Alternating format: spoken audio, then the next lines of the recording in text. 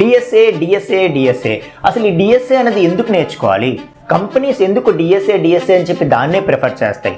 ఒక డిఎస్ఏ నేర్చుకోవడం వల్ల ఏమవుతుంది మనకి కానీ కంపెనీస్కి కానీ ఏంటి అసలు వచ్చే అడ్వాంటేజ్ ఏంటి అనేది ఈ వీడియోలో వెరీ క్లియర్గా మాట్లాడదాం. సో ఫ్రెండ్స్, ఎప్పుడైనా సరే ఒక డిఎస్ఏ కోర్స్ నేర్చుకోవడం వల్ల ఏమవుతుందంటే మనం చాలా ఎఫిషియెంట్ కోడ్ అనేది రాయగలుగుతాం అనమాట. ఓకే, సో మెమరీ ఆప్టిమైజ్డ్ ఫాస్ట్గా రన్ అయ్యేటటువంటి కోడింగ్ని మనం ఆటోమేటిక్గా రాయగలుగుతాం. ఓకే, సో కంపెనీస్ తీసుకుంటే వాళ్ళు డెవలప్ చేసేటటువంటి యాప్స్ ఎలా ఉంటాయండి? So millions of users use చేసే యాప్స్ని వాళ్ళు క్రియేట్ చేస్తారు. కాబట్టి ఆటోమేటిక్గా వాళ్ళు ఎటువంటి డెవలపర్స్ కోసం చూస్తారు? ఎవరైతే ఆప్టిమైజ్డ్ కోడ్ రాయగలరో వాళ్ళ కోసమే చూస్తారు కదా.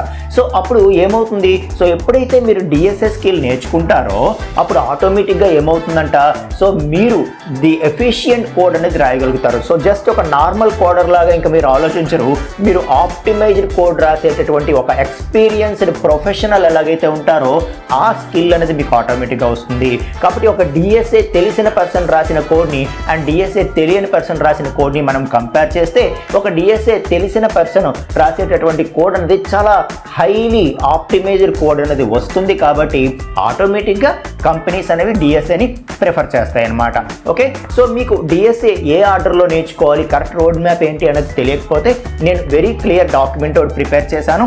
మీరు జస్ట్ డిఎస్ఏ అని చెప్పి కామెంట్ చేయండి, నేను ఖచ్చితంగా ఆ డాక్యుమెంట్ని మీతో షేర్ చేస్తాను. అండ్ ఈ వీడియో అనేది మీ ఫ్రెండ్స్ అందరికీ చాలా చాలా యూస్ఫుల్ అవుతుంది.